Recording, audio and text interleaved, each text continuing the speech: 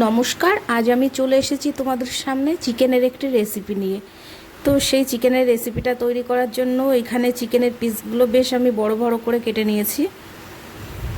এই দেখো, এই যে চিকেনের এই যে এখানে লেগ পিসগুলোকে আমি আবার এখানটা চিড়ে চিড়ে নিয়েছি। এই যে, তো আমি এই পিসগুলোর ভেতরে প্রথমেই আমি এই যে গোলমরিচের গুঁড়ো দিয়ে দেবো।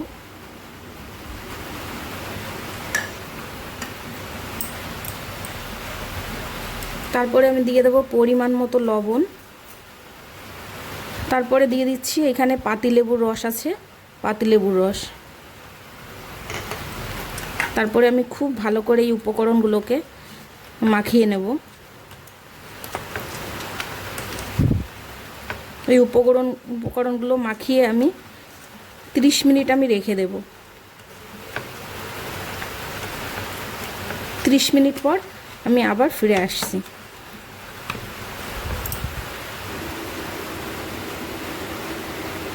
ত্রিশ মিনিট হয়ে গেছে, এবার আমি সরিয়ে নেব চিকেনটা। এবার আমি সমস্ত মশলা আমি নিয়ে এসেছি। তো এইটা আছে রসুন বাটা, এইটা আদা বাটা, এটা আছে গরম মশলার গুঁড়ো, এটা ঝাল লঙ্কার গুঁড়ো, এটা জিরের গুঁড়ো, এটা কাশ্মীরি লঙ্কার গুঁড়ো, এটা টমেটো সস ও এটা আমুল দুধ। এই সমস্ত উপকরণগুলো আমি একসঙ্গে মাখিয়ে নেব বেশ ভালো করে। তার আগে একটু লবণ দিয়ে দেব। চিকেনে খানিকটা লবণ দিয়েছি, এবার সেই পরিমাণ বুঝে আমি লবণটা দিয়ে দিলাম। এবার এই মশলার ভিতর আমি দিয়ে দিচ্ছি 1-2 চামচ মতো সাদা তেল।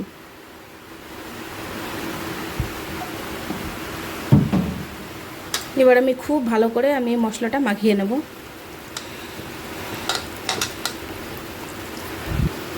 খুব ভালো করে মশলাগুলোকে আমি একসঙ্গে মিশিয়ে নিয়েছি।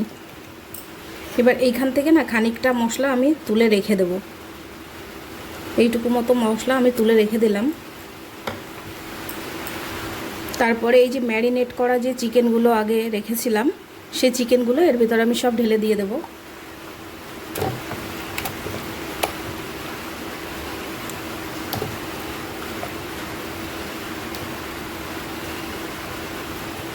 আর এই যে চিকেন থেকে যে জলটা বেরিয়েছে সেই জলটাও আমি দিয়ে দিলাম।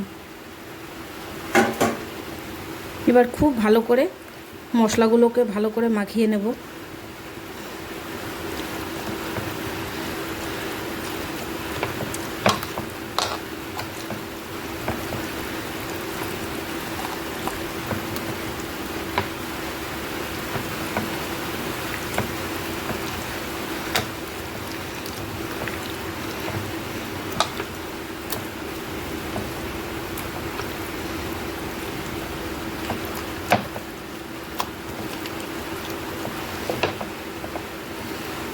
ভালো করে মশলা ঢুকিয়ে যে সমস্ত জায়গাগুলো চিড়ে নিয়েছিলাম সেই সব জায়গাগুলোতেও মশলা আমি ঢুকিয়ে দিচ্ছি ভালো করে। যে এই সমস্ত জায়গাগুলো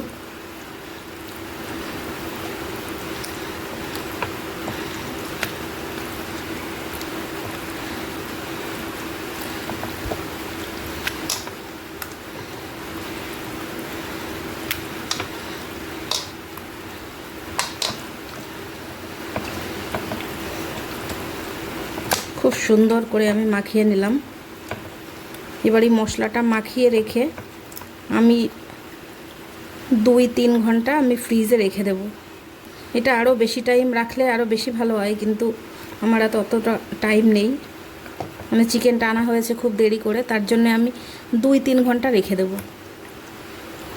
নর্মাল ফ্রিজে।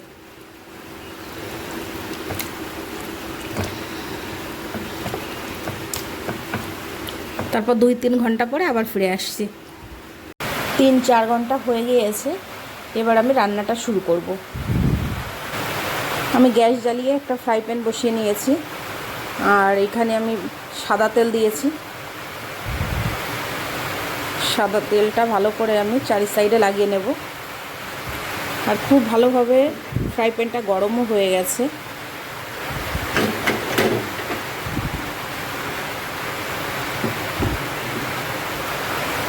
খুব ভালোভাবে গরম হয়ে গেছে, এখন ধোয়া উঠছে। এবার আমি চিকেনগুলো দিয়ে দেবো এক এক করে। গ্যাসটাকে কিন্তু আমি বাড়িয়েই রেখেছি, কম করিনি।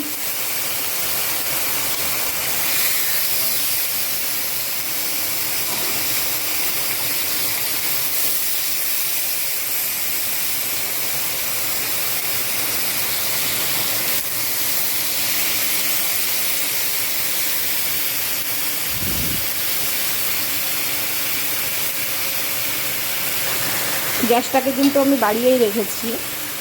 এবার আমি উল্টিয়ে দেব। যখন পোড়া পোড়া একটা ভাব হবে তখনই উল্টিয়ে দিতে হবে।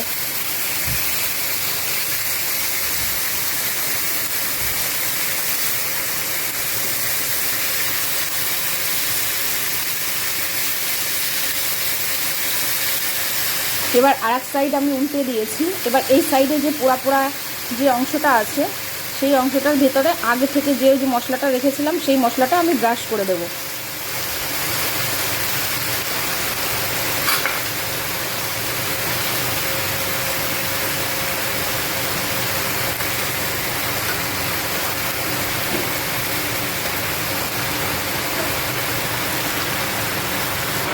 আমি ভালো করে চিকেনের উপরটায় মশলাটা আমি মাখিয়ে দিয়েছি। এবার আমি গ্যাস কম করে 20 মিনিট 25 মিনিট ঢাকা দিয়ে রেখে দেবো, একদম গ্যাস কম করে।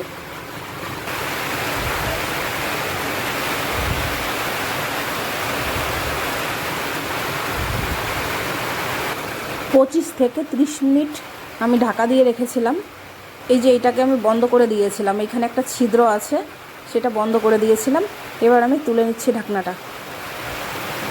দেখো কত সুন্দর চিকেনটা সিদ্ধ হয়ে গেছে।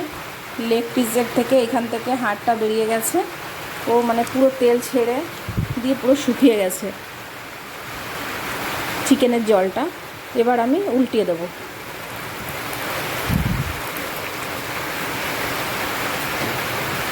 দেখো কত সুন্দর একটা কালার হয়েছে। যদিও আমি এটা ফুড কালার ব্যবহার করিনি।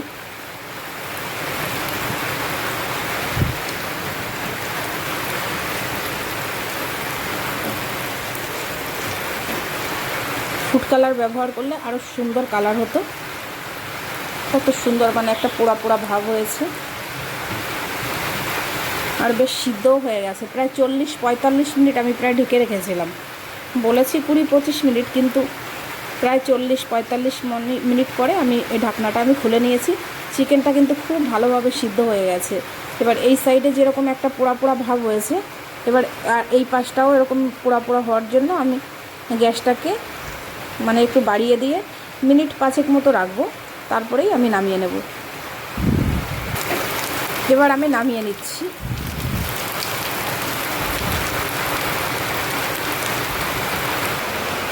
দেখো ফাইনালি আমার চিকেনের রেসিপিটি কমপ্লিট হয়ে গেছে। আমার এই রেসিপিটি কেমন হয়েছে তোমরা অবশ্যই জানাবে। যদি ভালো লাগে তাহলে আমার পেজটিকে সাবস্ক্রাইব করে দেবে, ও লাইক করবে, ও কমেন্ট করবে। ও এত সময় আমার সঙ্গে থাকার জন্য তোমাদের সকলকে জানাই অসংখ্য ধন্যবাদ। তো আজ এখানেই শেষ করছি, পরে আবার দেখা হবে অন্য কোনো ভিডিওতে।